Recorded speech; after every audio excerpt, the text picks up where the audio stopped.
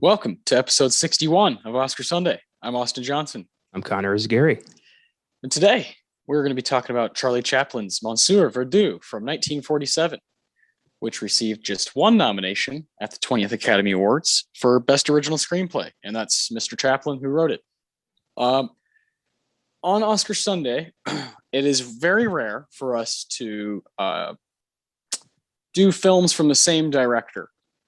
We typically try to spread the wealth. Now, we've done 2 Peter Weir films, Dead Poet Society and The Truman Show. We plan on covering some other big-time directors that we have covered, guys like Tarantino and, Hitchcock and Paul Thomas Anderson, people that we both, really enjoy. Spike Lee. We'll definitely be doing more movies of those guys at some point, but Charlie Chaplin enters that realm today. We did The Great Dictator, I believe it was episode 5, if I'm not mistaken. And at that time, we were picking films together. We still do, but we both like to kind of pick episodes on our own. Like, hey, I want to do this. At the beginning, we did Pulp Fiction. That was just a decision you and I made very comfortably together. And we did In the Bedroom. We did Rocky. We did Spike Lee. Why can't I think of the name of it? Five Bloods. Yeah, Defy Bloods that came out last, like a year ago. And then, we did this. We did In the Bedroom, then we did this. You pushed for that to happen. We did Great Dictator, Charlie Chaplin. So that we've been here before talking about him. I'm definitely more well-versed in his work now than I was then. I hadn't seen anything, at that time. And I started with The Great Dictator. Just a wild film, super amazing, super controversial, just kind of a piece of art that if you like movies, you just got to see it, And I finally got to check that off my list, and I really liked it, responded to it really well. And I'm happy to say that this time with Monsieur Verdoux, I think I almost like this movie more. So I'm very, very happy with where I'm at with Charlie Chaplin's work. But I know that you are a huge, huge fan. And I want to know with Monsieur Verdoux specifically, when was the first time you watched this? What was your response to it the first time you saw it? Because, I'm kind of like a Chaplin virgin here. I'm really trying to just open the curtain a little bit and see what's going on with, him, all of his shorts. I watched The Pilgrim, Payday, The Rink, all for the first time, just so I could have more stuff to talk about this episode and more shit in my brain just to understand what he's doing. But for you, I know he holds a special place in your heart. I want to know, when you watched Verdoux, how did you respond to it? Well, as you said, I've been pretty much a lifelong fan of Charlie Chaplin. One of the funniest human beings to ever step in front of a camera. And I've been more familiar with his shorts than I have with his feature films. And I only learned about Monsieur Verdoux about 6 months ago. Okay. It was, I was looking somewhere. I don't remember where I was. I think it was like an article about like the Charlie Chaplin's like best, his films, like, worst to best, something like that. Yeah. And I was reading, and Monsieur Verdoux came up, and I was reading it, and I'm like, what? There's a film where Charlie Chaplin plays essentially a serial killer. Yeah. Like, how do I not know about this? So I looked it up, and it was on Criterion, and I watched it, and it was hilarious. I thought it was a bit slow at first, but once you started really like figuring out what he's doing and why he's doing it, you get sucked in. And I just thought it was hilarious. And not a lot of artists were able to transfer from silent films to talking pictures as well as Chaplin was. And I was always concerned about that when I started watching his movies. Like, I knew him as the silent Little Tramp and all the short films. And then I watched The Great Dictator and Modern Times. And I realized that this guy's just funny. It doesn't matter if he's not talking or not. This guy just knows comedy. Yeah. And Verdoux is a hilarious, fun movie that's about a man murdering women for money. Yeah. Only he could pull that off in 1947. I mean, this movie goes to some dark places. And once we decided to go to the 40s, I knew that I wanted to go back to Chaplin. And yeah, this movie, he hasn't been touched by the Oscars a lot. So this movie was kind of our only option to go back to Chaplin, for the 40s at least. And I'm glad we did. This was funny. And a rewatch this close to my first watch, I noticed a lot more and I appreciated it a lot more. Oh, I'm sure. I definitely am keen on rewatching it at some point. It reminded me of a 1940s, like Coen Brothers movie. It's like, holy shit, every genre is being attacked right now. Attack in all senses. And yeah, I enjoyed myself a lot. I'm really glad you felt kind of compelled to do this because, as you just said, we're on our 40s run here. So from now, episode 61, all the way to episode 65, we will be in the 40s. And it just kind of felt right to go off. We did a big old episode on Unforgiven last week and watched a lot of movies, talked about a lot of stuff. And it felt right to kind of hone in on a specific individual to start the 40s. And like you said, to revisit Charlie Chaplin is really cool for, it's been about a year since we did that, The Great Dictator. So it's come full circle here. And I'm really happy to be here, man. I think that the 20th Academy Awards, where Monsieur Verdoux shows up, I think has a lot of interesting movies that I want to kind of knock off my list. And it's going to be a lot of fun to do a Best Picture showdown on this show at some point, on this ceremony specifically. It's a Gentleman's Agreement, directed by Elia Kazan. I mean, we got to see that at some point. You got The Bishop's Wife, Crossfire, Great Expectations, and Miracle on 34th Street. So that'll be a lot of fun one day to do that group. But to start the 40s, before we get to a Best Picture showdown on episode 65, it feels right to honor people, specifically guys like this, who are so huge to the industry, so important to how we see the writer, director / star. Chaplin's like the first guy to really master it. I love those people. I love people who are like, I want to do it all. We just talked about Clint Eastwood last week. I love people that are like, let's fucking do this. I know exactly what the vision is, and I'm going to be a part of it, in front of and behind the camera. And Chaplin is kind of the first guy to like perfect that craft and actually make it his. And I know he was a control freak, but you have to admire him putting himself out there over and over and over and over as this is my fucking movie. I'm in it. When you see director, you see Chaplin. When you see written, you see Chaplin. When you see composer, you see Chaplin. It's really amazing. And you touched on his how he's just a comedic genius. There might not, from what I've seen so far, the shorts and these two films I've seen, I don't know of a guy who has better timing when it comes to comedy, whether it's 10 minutes or 2 hours. He has a way of understanding each turn you take just matters, even if it doesn't matter to the story necessarily. It just matters because people are watching. And if someone's watching, you might as well make it entertaining. And he does that like over and over. When I was watching Payday, I could not stop laughing when he's catching the bricks, and he decides to speed it up to make it go faster because it just looks that much more silly. And those decisions, he does that over and over and over.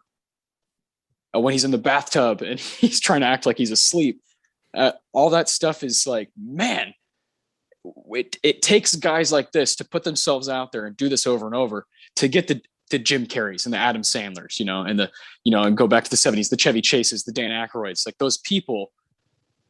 They don't just learn it, in their sleep. It's you watch stuff, you see it, and you get a feel for it, and you have to take your hat off and give props to Charlie Chaplin for being just a trailblazer for movies in general, but specifically comedy, for what he does with timing and how he's able to do, really dark humor.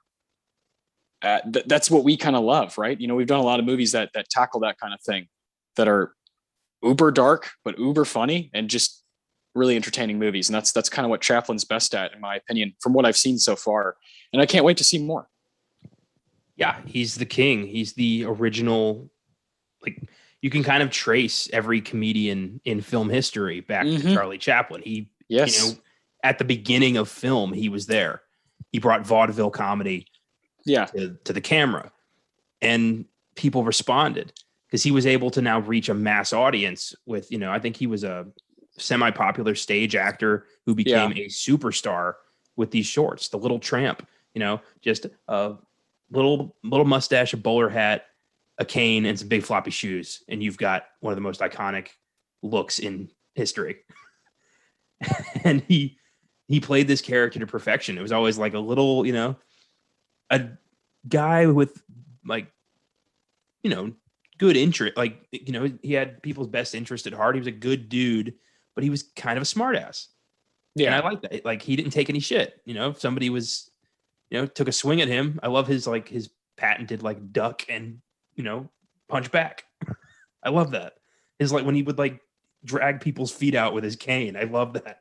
It's always when he's like walking away and he's like, "Fuck you!" One last little.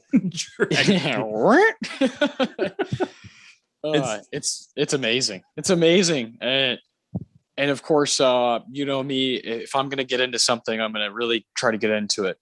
And when I was reading about Charlie Chaplin, while I was just kind of watching some of his stuff on Criterion, shout out to Criterion and HBO Max for having all the Chaplin stuff. Thank you very much. That's the kind of shit that cinephiles need to learn and to grow. And it's very convenient to have those two streaming services. A lot of the same stuff that's on Criterion is on HBO Max, vice versa. But it's great to have both of those in case you don't have one. In our case, we definitely have both because you don't want to miss anything. Chaplin, his life is crazy, is totally bonkers. I remember touching on it a little bit, but again, that was like a year ago when we did The Great Dictator.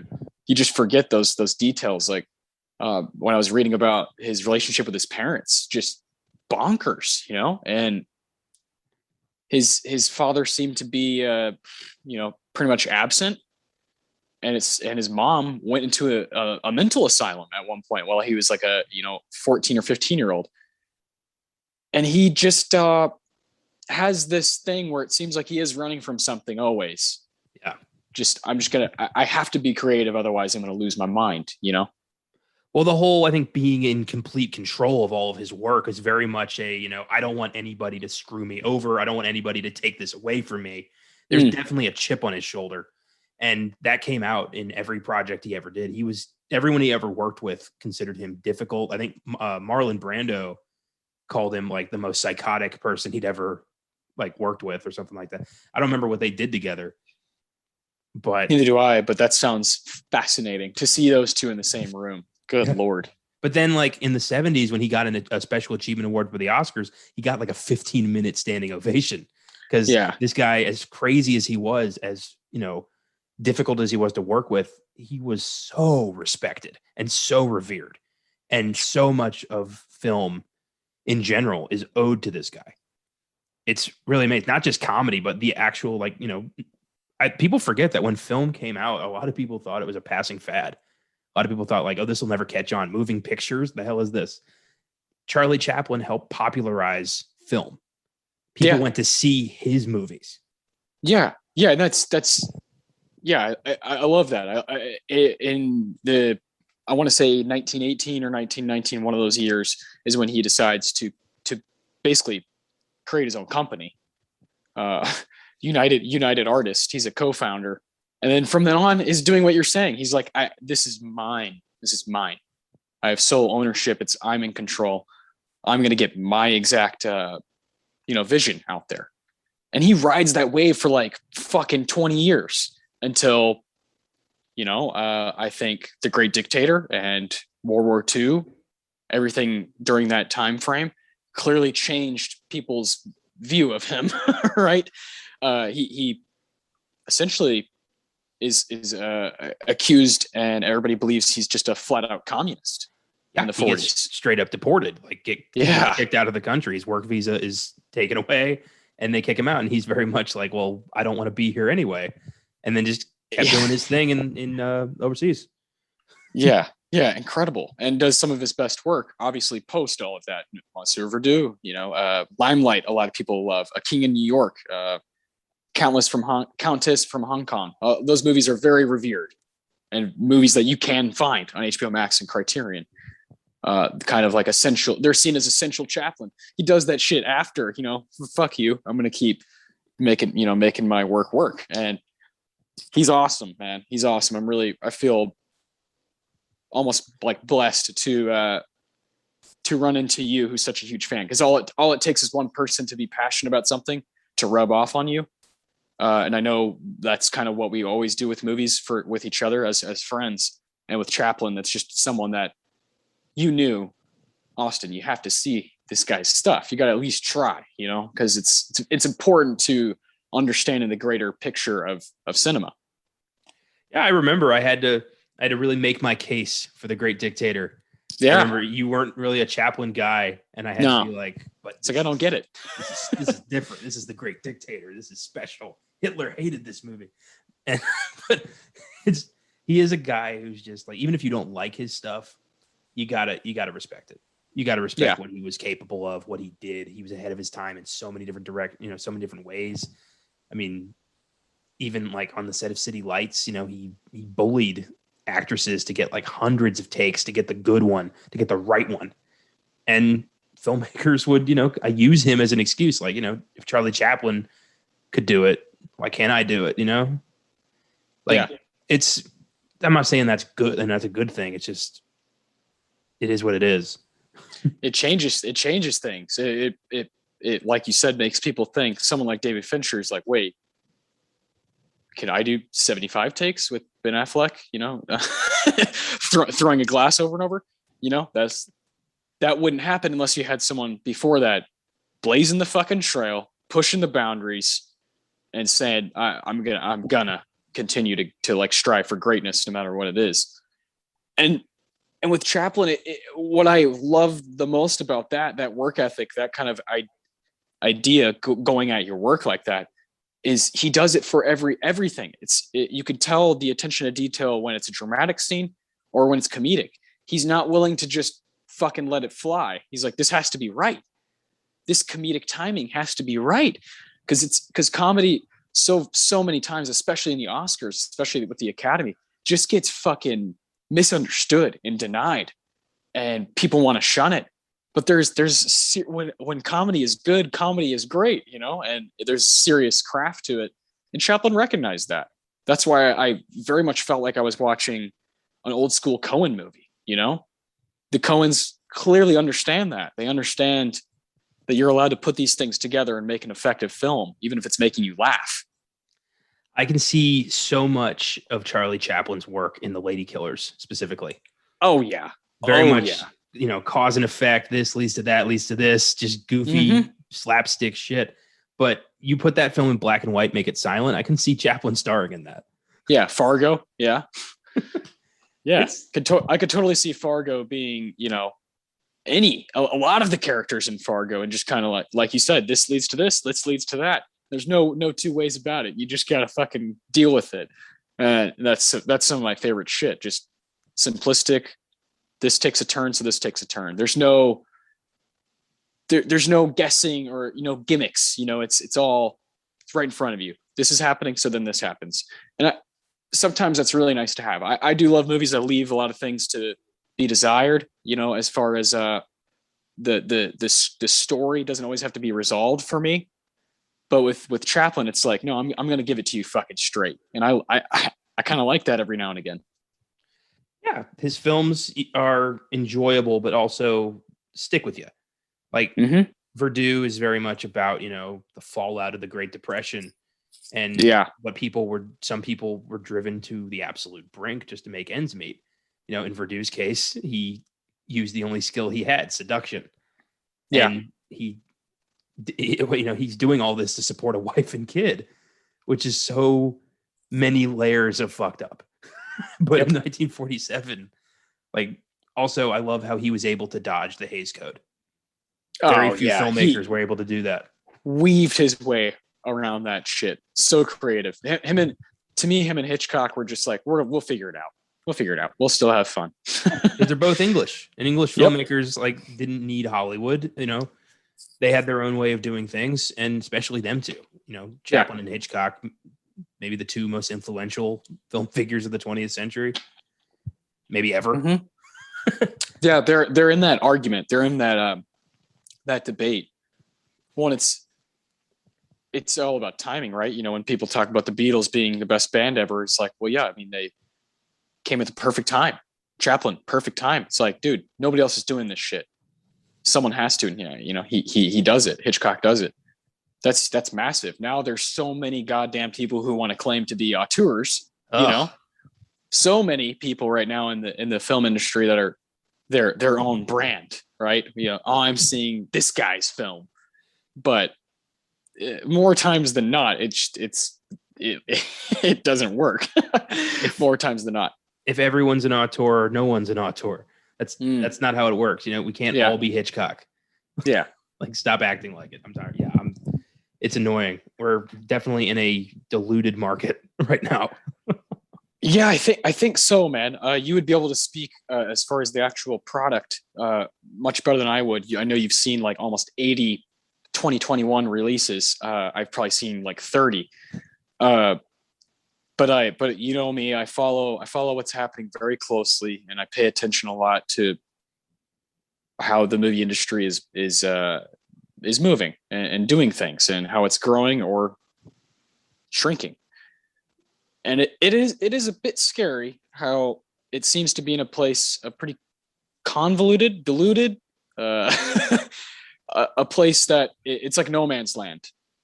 It's like a bunch of just stuff, like random stuff. I know there's the overflow from COVID from last year. You know, movies are trying to find their place, but I don't know where we stand. You know, I don't know where the movie community stands. You know, I feel like there's so many different opinions flying around that sometimes I feel like where are we at? Like the true movie fans, you know, where are we actually at?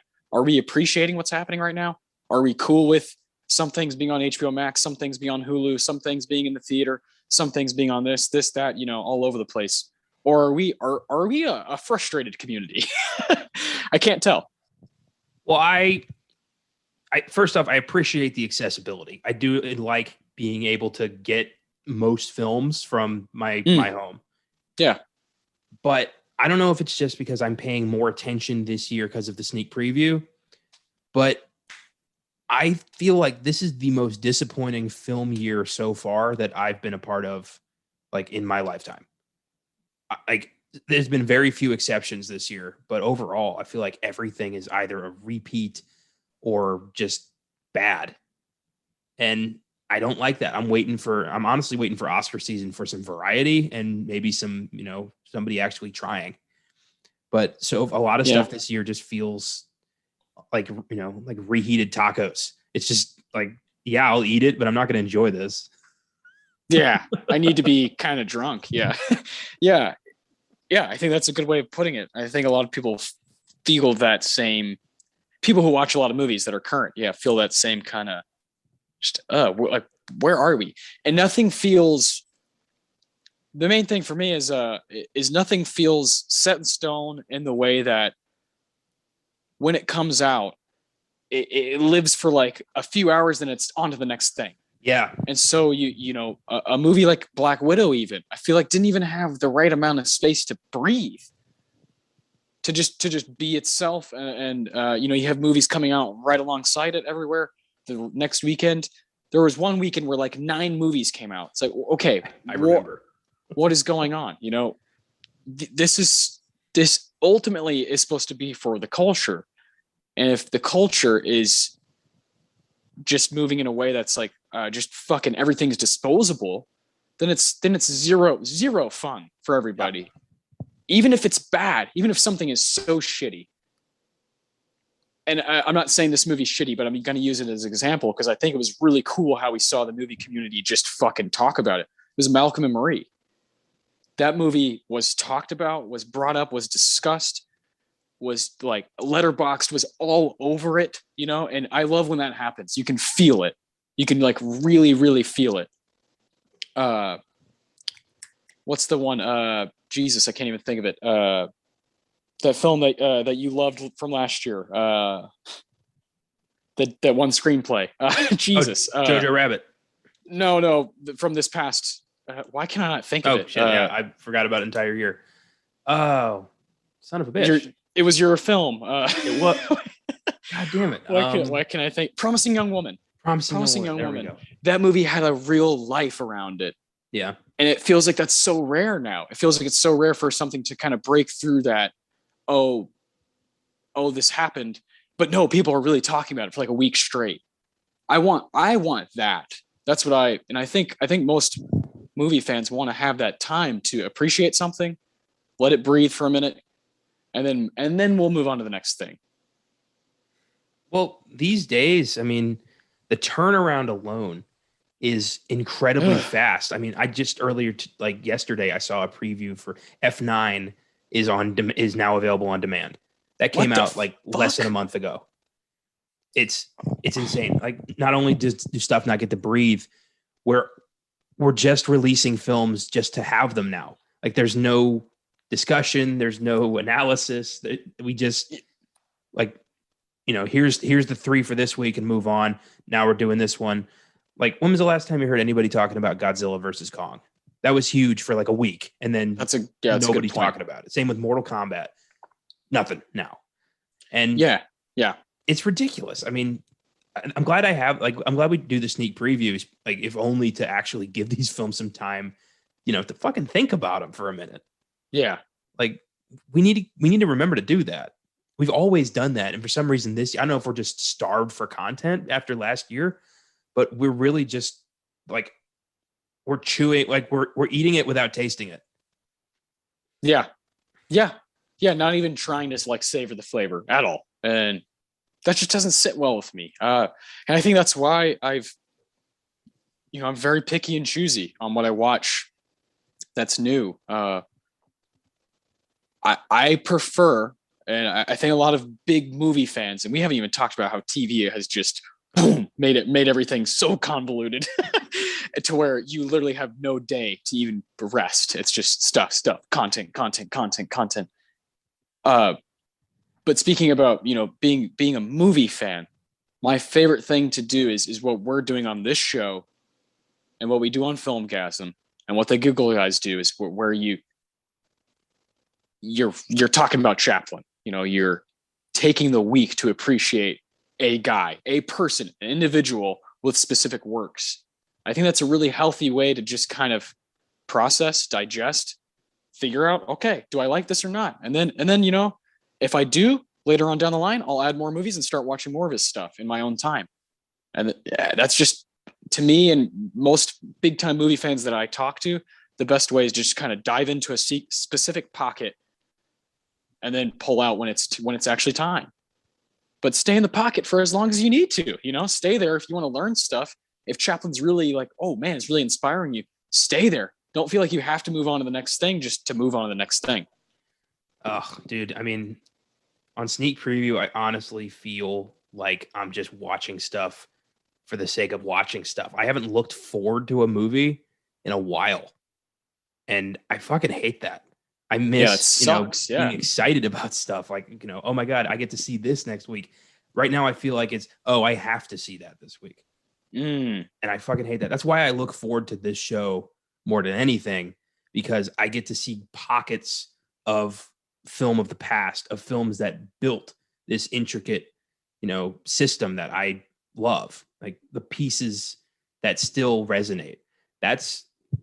It's like I'm getting a little bit of that joy back every time.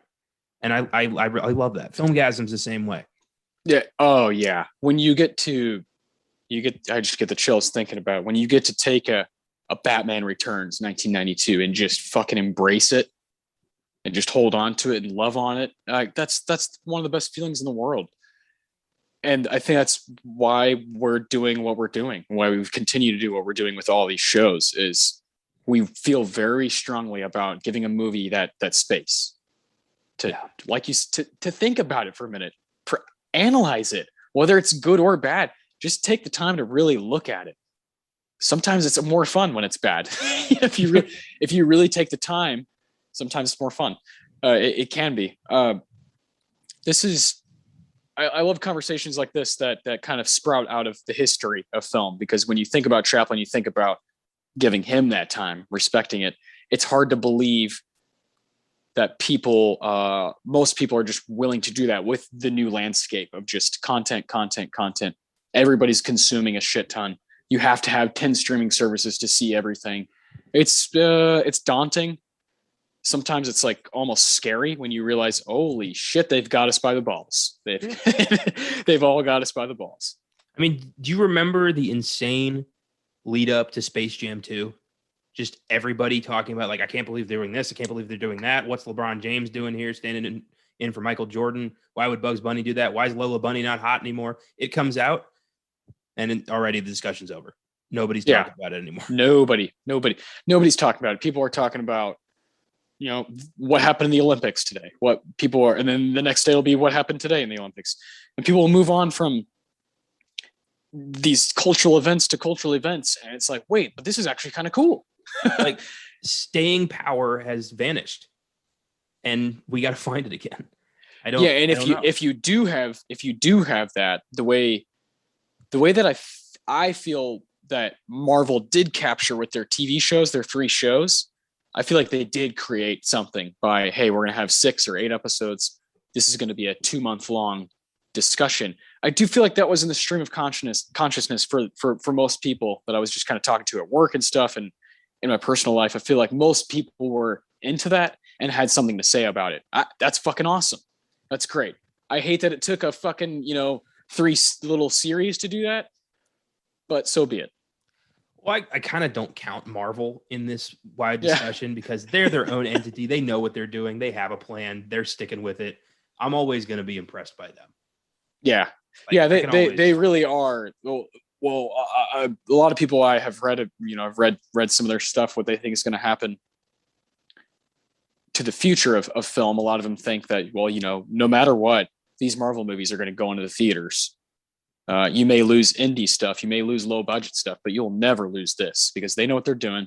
They're on top of it, and they can spend as much as they need to because they're gonna make it back. Because we're all invested in everything that they do, and that's always going to be there. It's always going to be there. They're able to create an event around a 2-hour film. They're able to do that. They know how to do that. Yeah, they do. And I'm thinking, like, what's the next movie that I'm actually like looking forward to seeing? Maybe the Oscar season. I can't wait for, I cannot wait. I can't wait till we finally get the new James Bond film. That's going to be fantastic. I can't wait. But yeah, you know me. I mean, French Dispatch. Oh boy, I'm counting down the days till I get to see that, and I'm really excited to see Dune. And there's a few others. I'm ready. I love those guys that are trying. I think Denis Villeneuve and Wes Anderson are guys who try to have their own, distinct look and feel to their films, and I respect that. I think we can still rely on guys like that, guys who have a vision, guys who are actually like making a catalog for themselves. Yeah. Fincher, Anderson, Tarantino, these guys, they know what they're doing, and you can always kind of rely on them for something engaging and something relatively creative. Yeah. And that's always nice. It's always nice to have your kind of comfort food. Oh, for sure. Especially when it comes with Francis McDormand and Timothy Chalamet and Owen Wilson, and Edward Norton and all of these cats like Willem Dafoe. Yeah. I'm good with that. Yeah. Maybe it's just because of, I went and saw The Green Knight today and I was bummed out. That might be why this is all kind of like negative in my head right now. No, it's been negative in my head. We've been able to see it. We've been able to see it since you and I were working at the theater together.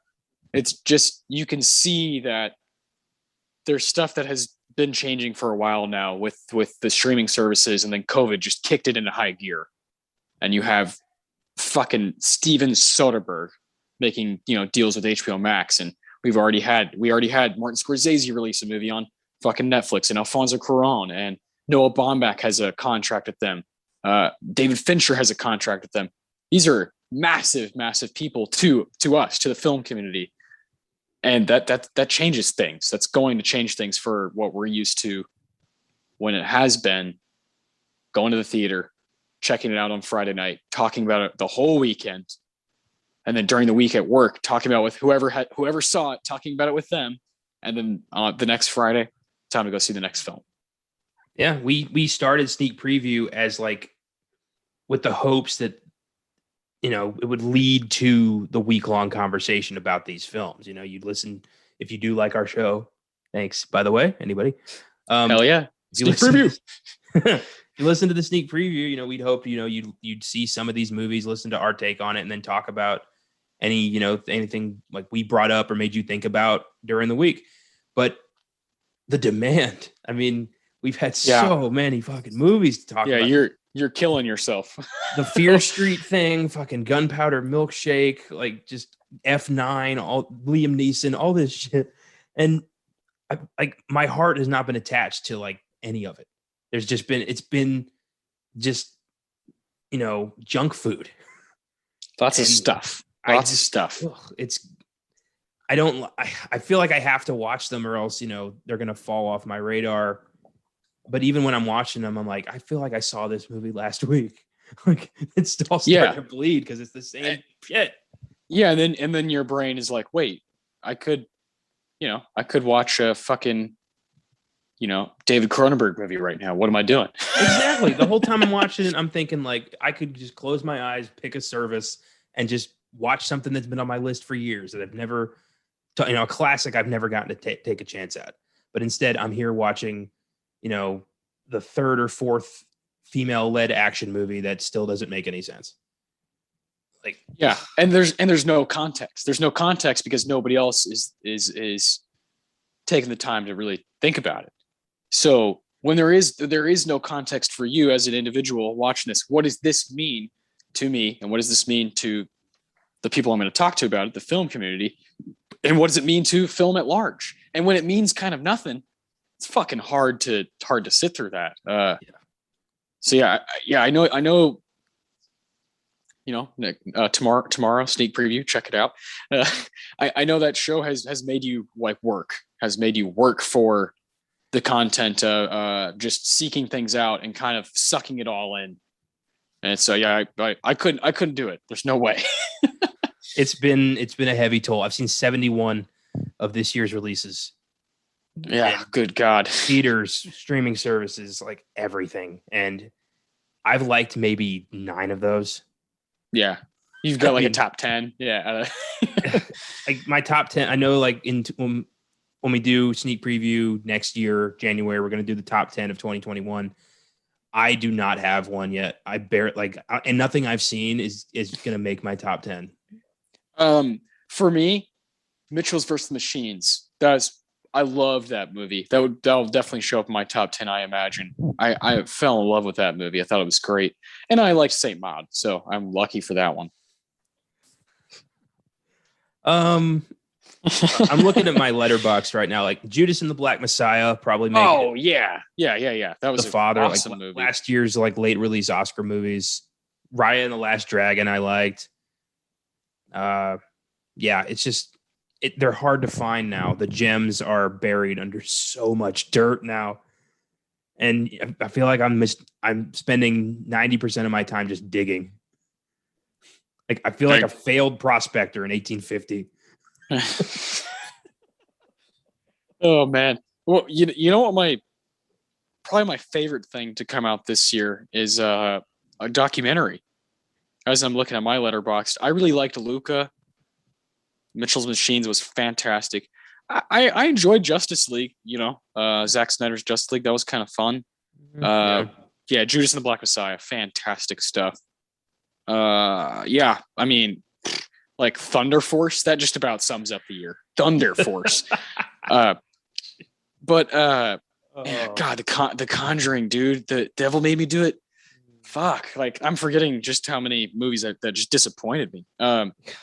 But my favorite thing from this year is definitely Woodstock 99, the documentary that just came out a little over a week ago, last Friday.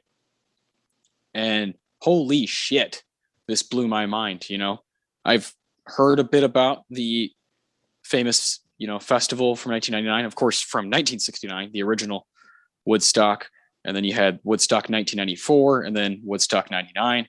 This documentary is a part of a fucking 6-part series that HBO is doing called The Music Box. I mean, come on, that sounds pretty cool. Music Box, I'm already in. And it's got the guy who's producing it is one of my favorite writers, one of my favorite media people, one of my favorite podcasters, Bill Simmons. Love that guy's work. I think he's a borderline genius at just figuring out how to churn stuff out while trying to make stuff relevant, make it kind of an event. I love what he does. He didn't direct this or anything, but he's the producer. The director is Garrett Price, and I loved this. I think you'll love it even more. I really do. I think there's stuff in this documentary that will hit you so hard, and it's an era of music that I think you connect with. Rage Against the Machine, fucking A, right? Metallica, those bands are there, and I think you're going to respond to it really well. It's very scary. It's almost like a horror movie, but it's real life. It's a real life, actual horror documentary. So I highly suggest people check that out if they haven't. It's my favorite thing, like without a doubt, from this year. That and Judas and Black Messiah, and that's kind of crazy. Well, I'm glad you were able to find something. I've found a couple gems, but honestly, the staying power isn't there either. It's but you know who I can always go to for entertainment value, legacy, and staying power? Charlie Chaplin. Yes, Charlie Chaplin. Every time, and I feel like you, when you turn on one of his movies, you probably feel at home. Yeah. Well, I grew up with Chaplin, thanks to my grandpa, who came home one day with a collection of like 80 Chaplin short films, and I just happened to catch one, and I got hooked immediately. I was like, what? This came out in 1915? My God. And it's still funny? Like, what? Yeah. 100 years later. Yeah. And then from there, I bought more collections. I found all his movies. I love this guy. His, say what you want about the man himself. He's got his demons, but his work is flawless. It's timeless, and it's so fun. You're right. I do feel at home. He's very his work is very special to me. So cool. Yeah. I don't have that. You can't manufacture that. Yeah. To grow up with somebody, a performer like Charlie Chaplin, watching his stuff, I simply cannot relate to it, which is really cool. I think it's one of the key differences in our movie fandom is when you find a guy like this, where I found him so late in life, I'm fucking 26, compared to you. I found him about 20 years later than you did. That is a good chunk of time to not have someone in your brain and in your conscious, for what he did for film. And shame on me for taking so long. But I mean, I still got people I got to get to, movies I got to get to. It's always going to be scary to kind of realize, have that realization that, oh man, I have a lot of shit to see. Well, to be fair, I was pretty much raised on film. Like from day one, I've had, Robert Zemeckis and John Carpenter and Charlie Chaplin and Walt Disney just kind of creating who I am as a person. And, I've counted them up. I've seen about 2,400 movies in my lifetime. Yeah. Usually not counting rewatches. That would be in the 10,000s. Well, yeah, that would be very hard to. But my list of films that I still want to watch is about 30 pages long, and I'm constantly adding to it. So the journey's never over. I'm not, further ahead than you are. I'm just on a different path. Exactly. And I love that.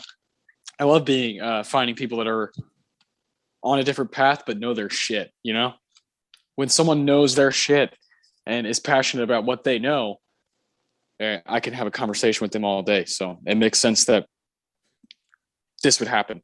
Makes sense that Charlie Chaplin would be someone that you would pretty much introduce me to and continue that conversation with episodes like this. The one nomination kind of sucks because I would like to look at the 20th Academy Awards, and there's only one. It's just screenplay, but there are obviously some huge names at this ceremony, and I would like to hear from you what films, aside from Monsieur Verdoux, that you have seen or want to see from this ceremony. Because you got some heavy hitters. You got I mentioned Gentleman's Agreement, the Best Picture winner, Elie Kazan, and as the director, he won director as well. And George Cukor for A Double Life. These are people that have been brought up on our show. Gregory Peck, Joan Crawford, Susan Hayward, Loretta Young. These people, we've talked about them before, and it's cool to see them here again at another ceremony. Yeah, for sure. I literally just bought Gentleman's Agreement not 3 days ago. Yeah. Perfect. In terms of films I've seen, I absolutely love The Bishop's Wife. That is okay. such a heartwarming, sweet, funny Christmas movie about an angel who is sent to Earth to help somebody find their way. And no, it's not It's a Wonderful Life. It's The Bishop's Wife. It is very similar, I'll give you that, but it's Cary Grant as an angel. How can you not love that? Hell yeah. That's a fun movie, and I think that and Verdoux are all I've seen from this show. Every Christmas I keep meaning to watch Miracle on 34th Street. I still haven't. Yeah, I've seen that one, but I don't remember it very well. I'm not a big Christmas movie fan. Unless it's Batman Returns or Die Hard. That is very sad. Yeah, I'm not I think I've done this before on this show. I'm just not a big Christmas guy. I don't really, some of the stuff that comes along with it I like, but I don't like all the huge commercialization of it and all that. Just kind of stresses me out. Gives me anxiety. Well, you got to do what my family does. Pick and choose your own traditions, create your own Christmas. That's what we did. Yeah, you still got to spend a lot of money, and I No, you don't. like I feel like people's they spend too much. Like people overspend and do things that are just unnecessary for what? For the birth of Jesus? Like what are we doing here? What's going on? I don't celebrate. No, I don't celebrate the birth of Jesus. I don't celebrate Santa Claus. I celebrate good family, good movies, good company, friends. That's what I celebrate. And good movies, yeah. I don't give a fuck what people tell me to like about Christmas. I do it my way. I do every holiday my way. Christmas. Yeah. I don't know. Celebrate Xmas. Xmas, yeah. I'm not a big holiday person in general, really. So the Christmas is kind of the big one, right? But the movie's all right. Probably need to revisit it. It's been a few years. But yeah, for me, it's just that and Monsieur Verdoux. I got to see A Double Life. I got to see it. I cannot wait to check that one out. I do see a film in Best Original. I see a film in Best Original Song that we've both seen. Oh, is that? Oh, you're right. Isn't this the year with that fucking Disney movie, Song of the South? Yeah. Zippity doo dah. Yeah. Oh boy. What a shit show. What a shit show. Yeah, it's up for best scoring of a musical picture. And yeah, there it is. Yep. Zippity doo dah from Song of the South, music by Ali Rubel, lyrics by Ray Gilbert. Yeah, just not one of the worst movies we've ever talked about on any of the shows. Maybe the worst. Yeah. Yep, I agree with that. Moving on. I don't want to talk more about Song of the South. It's a shit show. Filmgazm ended up there for some reason, so I don't want to go back there on Oscar Sunday. Fuck it. Yeah, it's over. Great Expectations. David Lean, British movie. I need to see that one as well. There's a few that I've kind of caught that people talk about still. That's still kind of in the culture. I always want to see those and see how they've kind of aged. Yeah, I've never really been a big Dickens fan. I know a lot of his films a lot of his books have become like definitive 20th century films. Eventually, we're going to have to talk about Oliver. It's a winner. I know. Yeah. But I love David. From what I've seen from David Lean, the guy was maybe the greatest epic filmmaker of the 20th century. And I'd love to see his take on Great Expectations. Yeah, same, man. Yeah, this is, food for thought. A lot of this stuff, yeah. But what we have is the watching of Monsieur Verdoux up for Best Original Screenplay. The winner was The Bachelor and the Bobby Soxer, written by Sidney Sheldon. Never heard of that one. Body and Soul is nominated, written by Abraham Polanski. Weird. A Double Life, written by Ruth Gordon and Garson Kanin. Is that the Ruth Gordon? I was going to mention that from like Rosemary's Baby. It is that Ruth Gordon. Hell yeah. That's fucking cool as shit. 20 years before. Monsieur Verdoux, Charlie Chaplin, wrote it by himself, of course. Shoeshine, written by fucking 4 people. Sergio Amide, Adolfo Franchi, I don't know. Cesar Giulio Viola, and Cesar Zavattini. Whoa. What's Shoeshine? Let's see. Italian. Italian movie. Vittorio De Sica. Okay, sometimes regarded as his first masterpiece, the film follows 2 shoeshine boys who get into trouble with the police after trying to find the money to buy a horse. Yeah, I'm in. That sounds nice and simple. That sounds great. You got 4 people writing it, so hopefully it's good. It's interesting. Monsieur Verdoux was originally going to be an Orson Welles project. Ooh. He wanted to do it as a straightforward drama, but then he got committed to other projects, and Chaplin bought the idea off of him, rewrote his screenplay to make it funny, and then took his name completely off the project and gave him a story credit on Monsieur Verdoux. Wells wasn't bothered because he was like, it wasn't that good. I don't need the credit. I did Citizen Kane. I don't need it. But I just find that interesting that that's what Chaplin's approach was like. I'm just going to take this and make it a little bit funnier, and now it's mine. Yeah. That's a lot of the time how it works in old Hollywood. Just a fucking cesspool of creativity. Oh my God. I love how on this podcast we are simultaneously just celebrating some of the greatest films of all time, while also just bashing this sick industry. Yeah. No, I'll always do that. I'll always kind of see it for being gray and not black and white. Not these are the end all be all, and this is everything, and everything's good. No, it's just never the case. It's always going to be some gray, always. Especially when it comes to adults making art, because they can't seem to fucking get along, and we've learned that plenty of times on Oscar Sunday. Especially, fucking you just mentioned Citizen Kane. What a shit show! Fucking everybody trying to rob each other of what's happening, and that kind of makes it to what it is. I know, like just knowing all the turmoil behind the scenes, and then that movie being what it is, this beautiful movie about one's decisions in life. Like, fuck, man. Yeah. I don't want to say it's worth it, but I mean, we do get these incredible works of art. I mean, exactly 80 years later now, I would say it's still like thriving. The movie is still thriving. A lot of people still think it's the greatest movie of all time, the most like influential movie. A lot of people see it as the first, rise and fall, the plot, at least in this way with this big of a movie. I'm sure there's movies that talked about that, but when you do it in this way, this grand of a scale, it's just kind of intoxicating. And I think sometimes, again, it's hard to say worth it, but if something lives on for 80 years and is still looked at as one of the titans of film, they did something right. True. Very true. Speaking of, what are Chaplin's Oscar nominations? Because it's a very strange bunch of awards this guy got.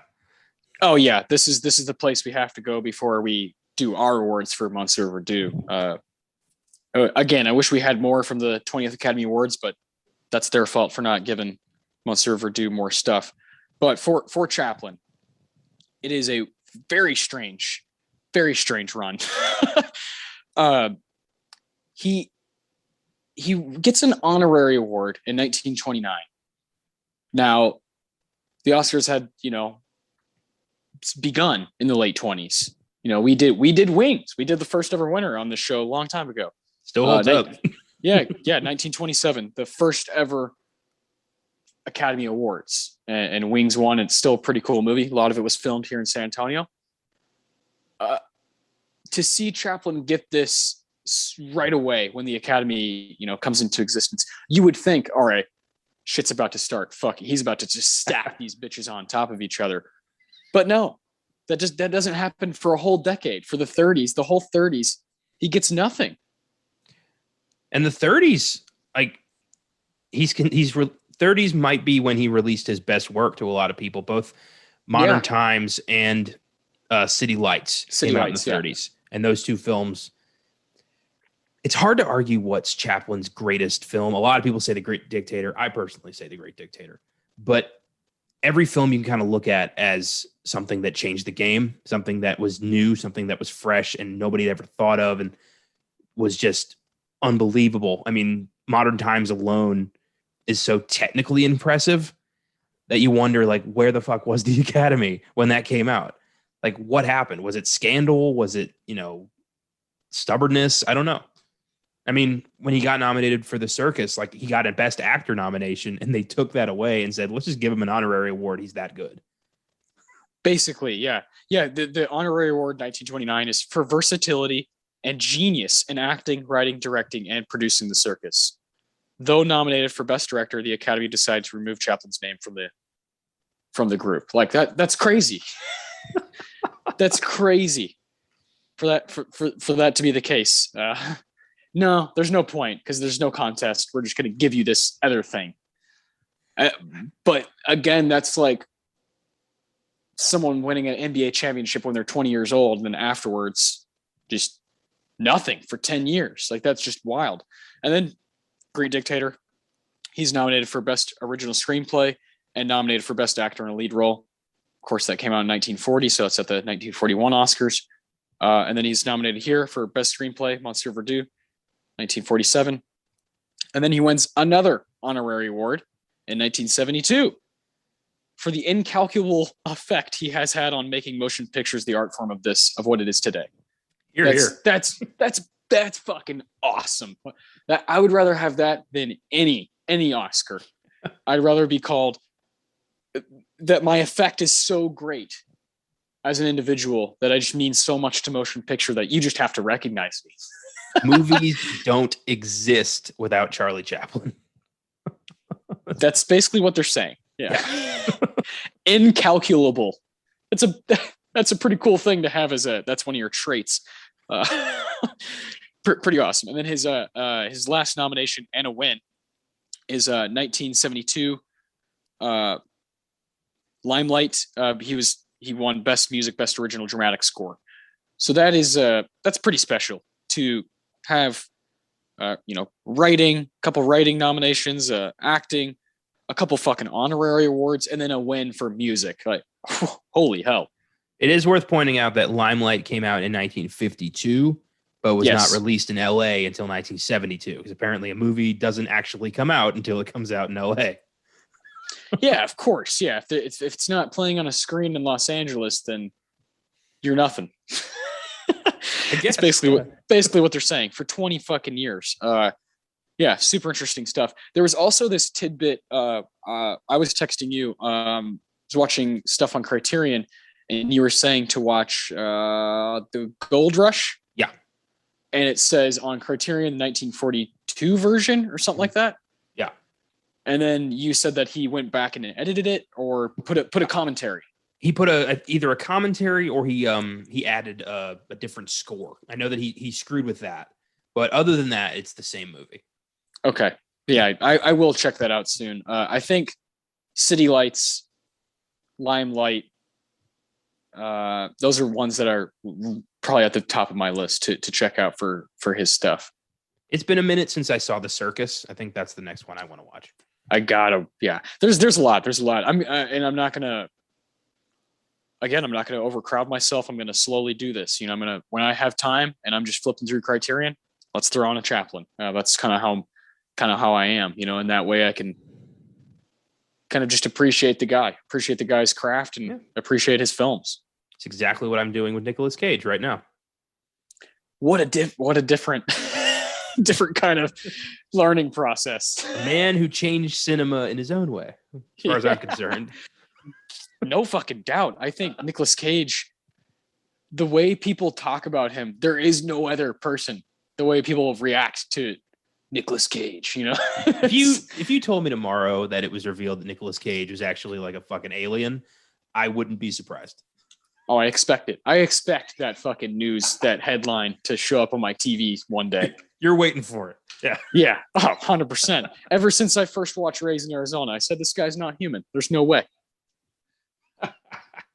Dude, you gotta, when it gets to on demand, you gotta watch Pig. Like, oh, I know. I really liked fucking Wonderland. What was it called? Willy's Wonderland? Yeah.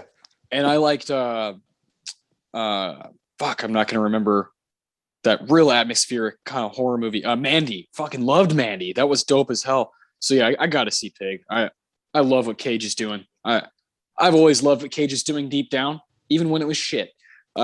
You know, he's the fucking man. And as far as I'm concerned, when you're 9 years old and you see National Treasure for the first time, your heart is stolen from you.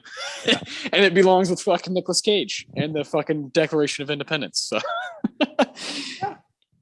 National Treasure, just instrumental in turning me into a film buff and a history buff, like at the same time. So cool. I could still put that movie on today, and I just have a blast. You also, you fucking John Voight is his dad. Come on, what? Yeah, that's crazy. Sean Bean's the bad guy. Diane Kruger's the love interest, and then Justin Christopher Plummer. Christopher Plummer is his fucking rest in peace. Is his fucking grandpa. Come on. Harvey Keitel's the FBI guy. Oh yeah, I kind of forget about that. That's what a cool movie. Definitely then part needs to two adds fucking Ed Harris into the mix. Yeah, why not? And Helen Mirren, fucking 4-time Oscar nominee. Let's just throw his ass in there.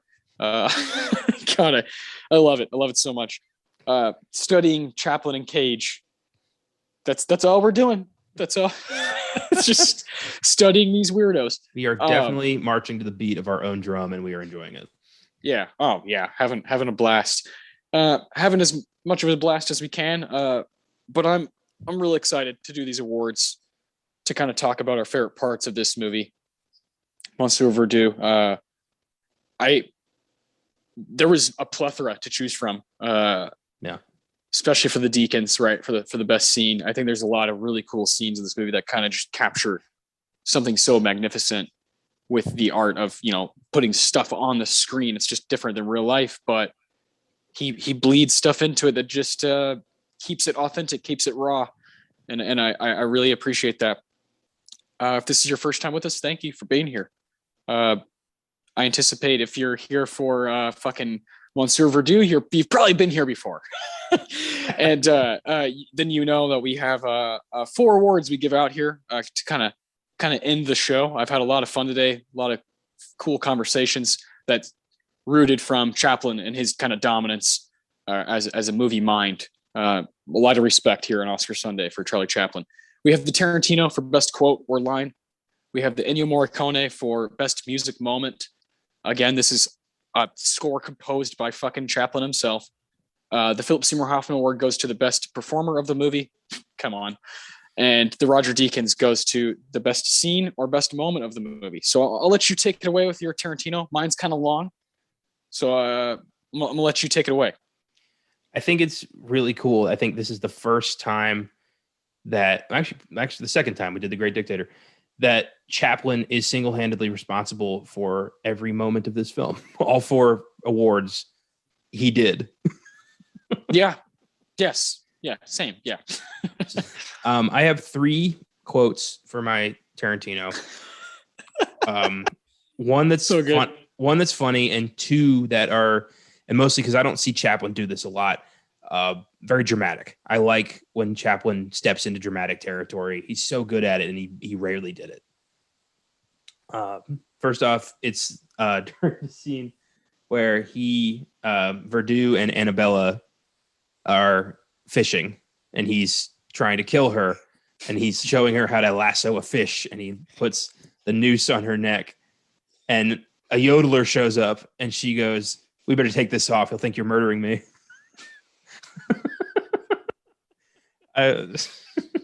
Oh man. His whole relationship with that just irritating woman was hilarious. My second line is an exchange between Verdoux and the girl who keeps popping up. Okay. He says, "This is a ruthless world and one must be ruthless to cope with it."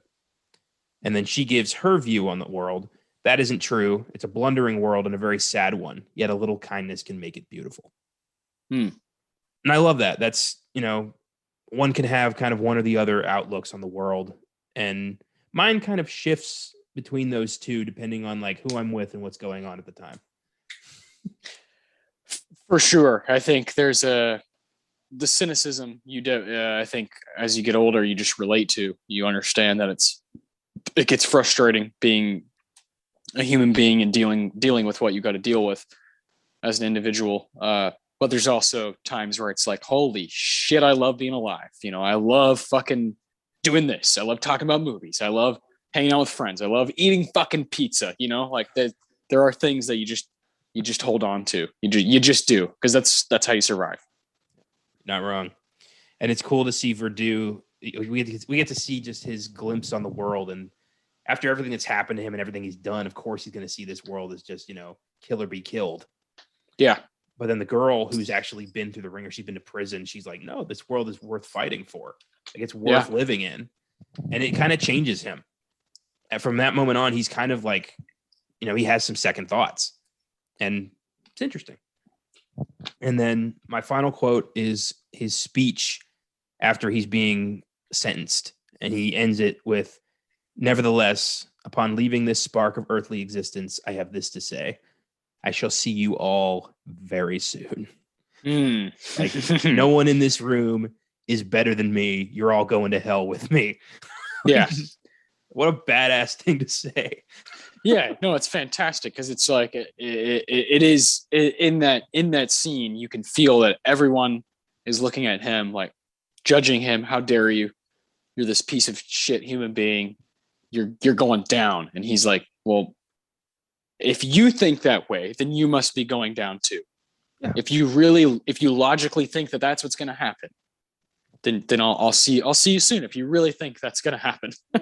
I'm a mass killer, but these governments that are bombing everybody on Earth, they're not mass killers. Like, how dare you judge me and not them? It's a decent point. I mean, he is a serial killer, but it's a decent point. No, I do. I love, that's Chaplin. That's a trademark, as far as I understand, is for him to just, as ridiculous as this may be, isn't this even more ridiculous? Yeah. Why do we have a double standard? Why is it okay to bomb people, a whole nation, but if I kill a few, I'm a goddamn villain, but these people are heroes? I love that. I love when he says that. If you kill millions, you're a hero. If you kill a few, you're a villain. Like, that's fucking awesome. That's some of the shit that's going to come up in movies forever. Yeah, he always used humor as a double-edged sword to kind of lull you into a false sense of security. Like, oh, you're laughing, but here's what's really, like, here's what I'm trying to talk about. He did that in all of his films, except The Circus. That was just blind fun. Yeah, just a lot of fun. Yeah, I think The Great Dictator is the exact same way as at the ending. The ending is when it punches you in the face. Oh, it's like, hey, God, check it out. Check it out. This is what I'm really saying, like you said. So good. Yeah, I almost chose that kind of exact bit of dialogue. But I actually, when it ended, I rewound it back to when he's with the priest talking before he's gonna go get the sentencing, execution, all this jazz. It's a bit of dialogue between Verdoux and the priest, so bear with me here. Henry Verdoux says, "Father, and what can I do for you?" Priest says, "Nothing, my son. I want to help you if I can. I come to ask you to make your peace with God." Verdoux says, "I am at peace with God. My conflict is with man." Priest says, "Have you no remorse for your sin?" Verdoux says, "Who knows what sin is? Born as it was from God's fallen angel, who knows the ultimate destiny it serves? After all, what would you be without doing any sin?" Priest, "Exactly what I'm doing now, my son, trying to help you, a lost soul in distress. Fucking, they're coming. Let me pray for you. Verdoux says, as you wish, but I don't think these gentlemen want to be kept waiting. And the priest says, may the Lord have mercy on your soul. And then Verdoux finally says, to end this little bit of dialogue, he says, why not? After all, it belongs to him. So much fucking gold in there. So much gold. Yeah. Every sentence just matters. Like, it's that build up, that layering on top of each other that distracts you, but also is just teaching you. It's just teaching you about these two individuals, teaching you about the philosophy of what the film is trying to say. And I love it. I love a good priest and man conversation in a movie where the priest is like, I'm doing something that's of great worth and I'm helping lost souls. That kind of egotistical way of thinking you are the one helping, you're the person doing this, that only you. It's really silly, really sad that you think that specifically that God's speaking through you. Come on, come on. And Verdoux's kind of fucking with him, but he's also, it's like, okay, I'll have this conversation. But I love when he says, I don't think they want to be kept waiting. That's such a brilliant way of kind of taking it to this priest without being a total fucking dick. He's basically saying, like, yeah, I'll talk to God, cut out the middleman. Like, I don't need you. I'm about to meet him personally. I'll talk to him then. Yeah. Why not? After all, it belongs to him. It's so good. I love that chunk of the movie. Is so cool. So cool. And some awesome shit being said. And then what you picked right after that, when he's just speaking about, are you fucking kidding me? You guys really think you're hot shit? I just love it. I think Charlie Chaplin's on a whole different fucking level the last 20 minutes of this movie. The scene with the priest reminded me a lot of Angels with Dirty Faces. Oh, yeah. It's always nice to have a little throwback there. Mm-hmm. Angels with Dirty Faces, James Cagney. Awesome movie. Not as good as the movie we watched with it. Fucking White Heat. I love White Heat. Oh yeah, made it my top of the world. That movie was lights out. So good, man. That was great. Tarantino. The Tarantino award is hot tonight. I think that was the toughest one to choose. Of this bunch, just awesome shit. That was for the story here, and then of course Chaplin's vision takes it to a different level. The Ennio Morricone Award. We have a score written by our guy here. What'd you pick? I picked a moment that was quintessential Chaplin, and it's not score; it's a needle drop. I love when a needle drop gets chosen instead of the score. I love that. It's early on in the film, when he's just killed a victim, and he's waiting on the money to get sent to him. And he starts playing the piano, this super obnoxious classical, and a woman's knocking on the window, and he's not quite matching, like, is that me? Or like, what is that noise? And then he looks out and he's like, oh, because that is pure silent film Chaplin right there. And it made me realize, like, he's never, as many talkies as he does, as many dramatic pieces as he does, he is never going to forget where he came from. Mm-mm. And I like that a lot. That's really cool. That's like a kind of personal thing that you connect with. And as a fan of his, I wouldn't have caught that till watching more of his stuff.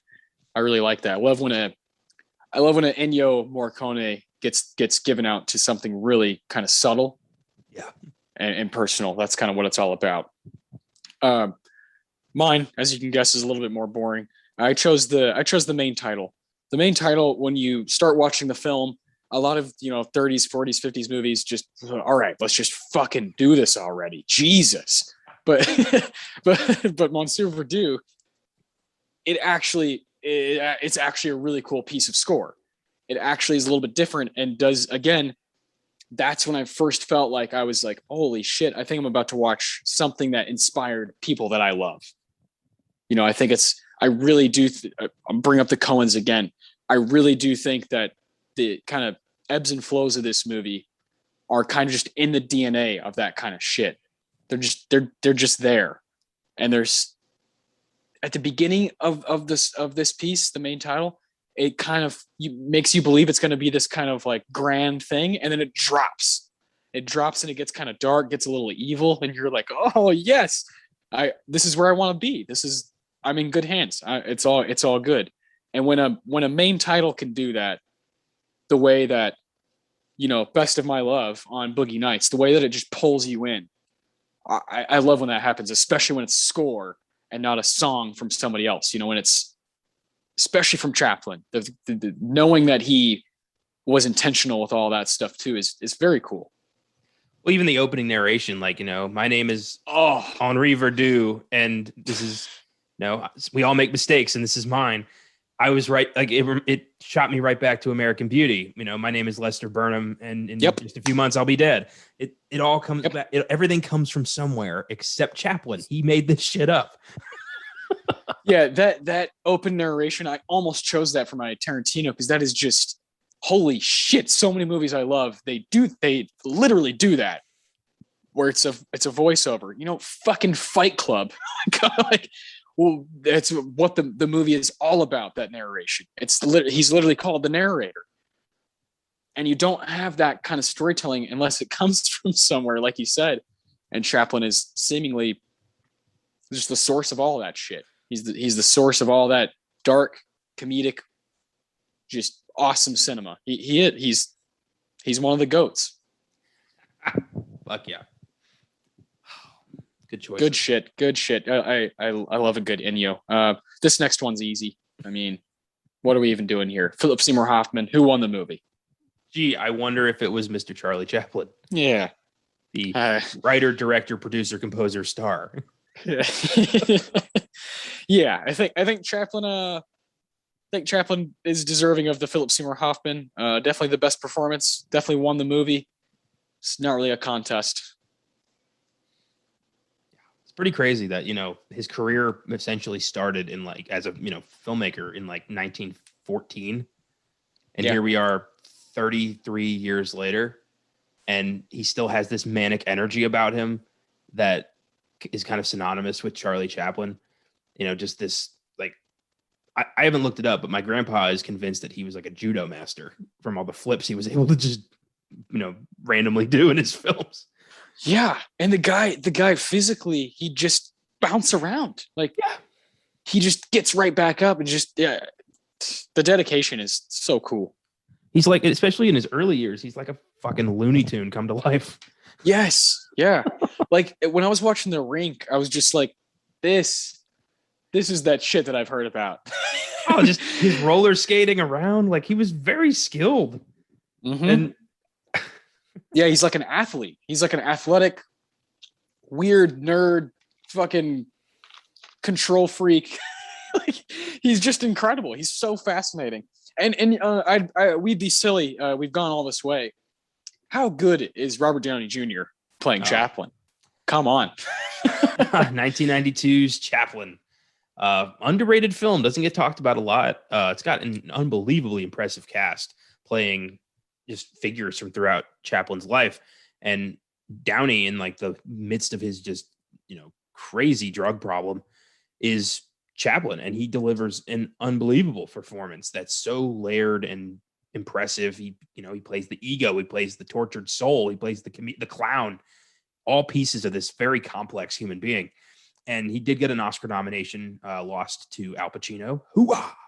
And I think it's a film that needs to be revisited. I would like to watch it. I have it on Blu-ray. I should just put it on. Yeah. That's how you let me borrow it one day. And I got to watch it, and I thought it was incredible. It's one of the best things RDJ has ever done. I mean, obviously he's pretty damn good as Iron Man, but when it comes to just impressive performances, Chaplin's right up there at the top for him. Really cool movie, and it's really cool to see that kind of come to life in a newer age movie. You get to see things in a just totally different perspective, and everything is bright and vibrant, and it's cool. It's just cool to see. I love a good biopic about someone that's massive in the movie industry. Well, I love a good biopic about somebody who's very near and dear to my heart, and that's exciting. That's a good double whammy. Yeah. It's not just, it's not just this guy who's huge to what we love. He's also someone you're a big fan of and have been a big fan of. So yeah, that's great. Last award here, the Deacons. Tough shit. This is really tough. There's some banger scenes in this movie that are just totally worth the 2-hour runtime. Totally worth it. What'd you pick, man? Before I do mine, I have an honorable mention. Okay.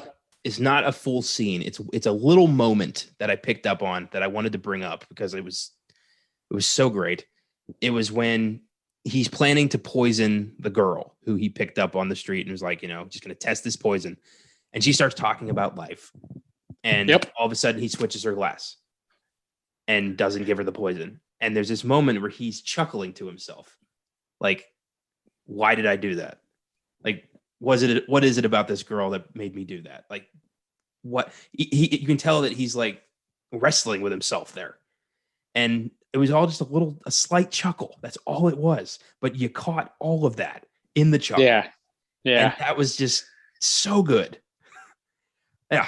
Anyway, I wanted to bring that up. It was brilliant touch. That scene is great because that's that undeniable when someone comes into your life and you can't put your finger on, man, why am I gravitating towards this person? What is it? And why do I want them to do well? This murderer who's killed like 13 women and at least one cop that we know of is like, there's some about you. I don't want you to leave this earth. It's a better place with you in it. Like he has that fight in himself and he doesn't know why. And that's fucking cool. Yeah. Like there's still a soul in that man. Jesus. So for my official Deacons, I did have for the longest time the scene where he runs into his ex at the wedding and is just escaping from her the whole time. But I changed it because there's another scene in this film that just has me laughing so much harder. And it's the scene where he thinks he's poisoned himself. Yeah. He thinks he drank the wine and he just is like starts completely panicking and is like walking around like a fainting 40s housewife, and he tells the woman like, call my wife, and she's like, I'm right here. The character drops and he's immediately like, I'm gonna die. It's all over for me. Oh my gosh. Just the circumstances that led to that happening. The maid dropping the bottle and refilling it, and him putting the wrong shit in the wine, and him switching the cups, and him just looking at her like, why aren't you dead yet? It's such a great scene. God, what a great shout. And I'm sure that's tough for you, right? Because you're just laughing left and right, Yeah, pretty much. You touched on my scene earlier in your Tarantino. My favorite scene of the movie is is the one that also made me laugh the hardest, and that's when they're in the boat and he's got the lasso, and what are you gonna do with that? Oh, I'm gonna lasso the fish. You can't lasso a fish. And she keeps kind of turning, and he wants to fucking put that shit around her and strangle her, and the yodeler. She's like, "What's that?" And he goes, "A yodeler." the way he says it, like he just fucking ruined his whole goddamn day. This stupid yodeler. I love that so much. It could have been anybody, and you can hear the yodeler in the background, kind of like, it's really silly. It's a really silly scene, but it's perfect. It's executed like fucking magic. That whole bit had me in tears. And then of course it's like an hour and a half in, but like a lot of the stuff that leads up to that, where this guy's just a fucking serial killer, and you're watching him the lengths he's going to, and what he's doing with that lasso is just hilarious. And you add this, the only outside person is this fucking yodeler.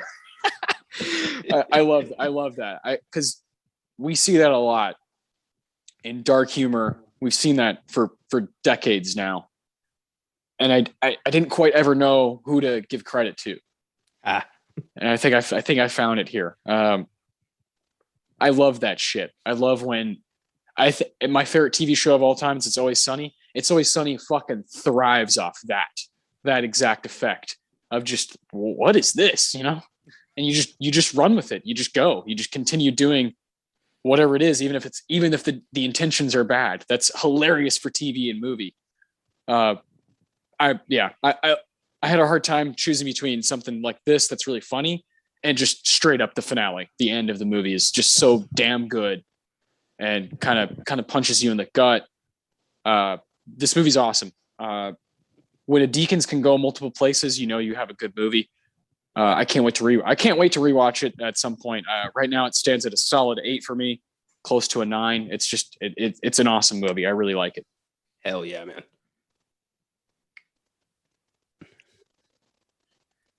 Yeah, this is definitely a solid 8 for me too. I've seen a lot of his work. A lot of his stuff is, considerably funnier. And that's just, this guy, the standards I hold for Chaplin are really, really high because he's made me laugh harder than maybe anybody. But I do like this movie, and it is a fairly recent discovery, so it could go up. It has that potential. Yeah, for sure. This was a fun one. I always enjoy doing Chaplin, and it's cool that he's one of the few directors we've covered twice. No, it's very rare. We do that intentionally. We like to cover a lot of different people, different filmmakers, different different writers, but it's going to happen. We want to tackle, again, like Tarantino's going to come up, again, Paul Thomas Anderson, Spike Lee, the Coens, we obviously talked about a bunch today. Hitchcock, these guys that they're just around and they're fun to talk about. They have really, lively filmographies that are still just they're just in the pop culture today.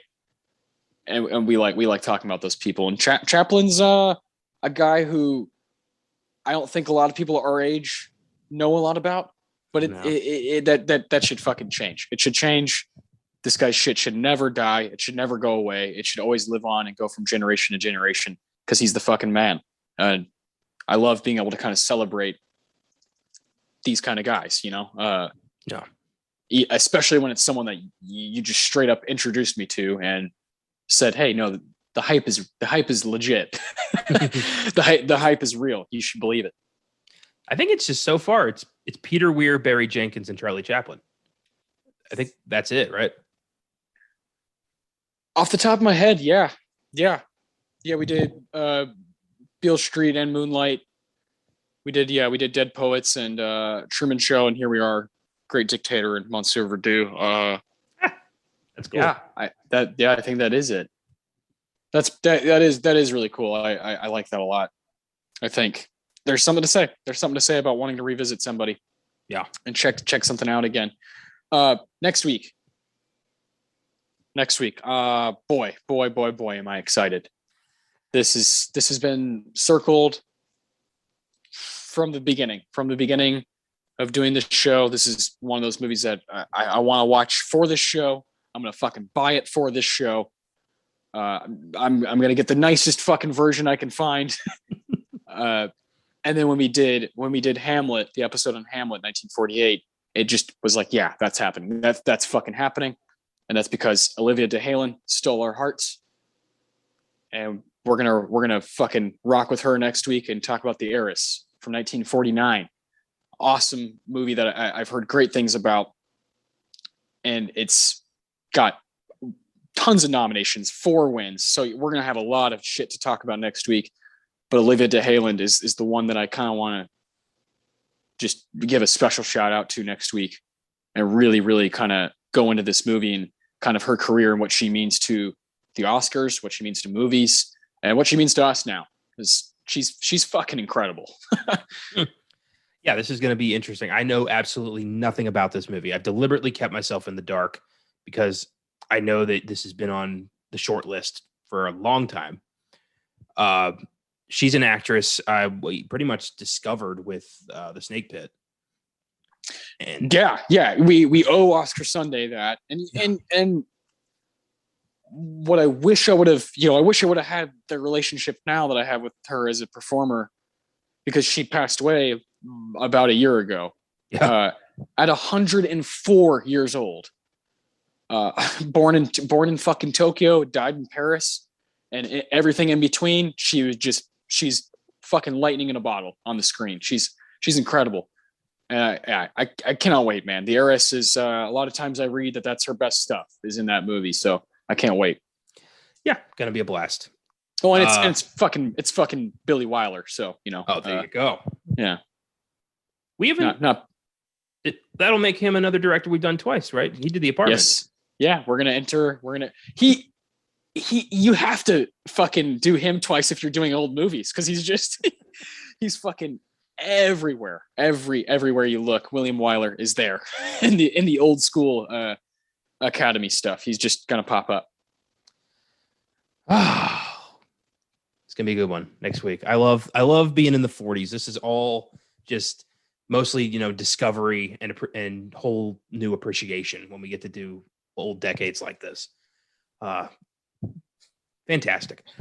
Hell yeah. Again, listeners out there, Monsieur Verdoux is on HBO Max and Criterion. Check it out. There's a lot of Chaplin stuff on there on both those services. And The Heiress, I actually think it might. Is it on something right now? Let me look that up real quick. If listeners want to try to check that one out with us. No, I don't see anything. Yeah, we both had to buy the DVD for that. Yeah. Yeah. Yeah. Try to find it if you can. Come back next week with us because it's gonna be a blast. But I know that we talked a lot about the landscape of movies, today and yesterday and years ago, and that was a lot of fun. Sneak preview, obviously, specializes in that. What's happening tomorrow?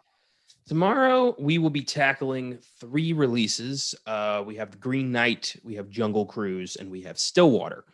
Looking like Jungle Cruise will be our primary focus. It's time to have some goddamn fun once in a while. Hell yeah. Yeah. It's either, bleak Arthurian movie or Matt Damon's daughter on trial for murder. So let's have fun. Right.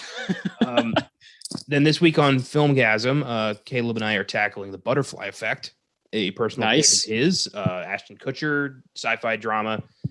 Fairly underappreciated, I think. I've only seen it once, but I remember enjoying it.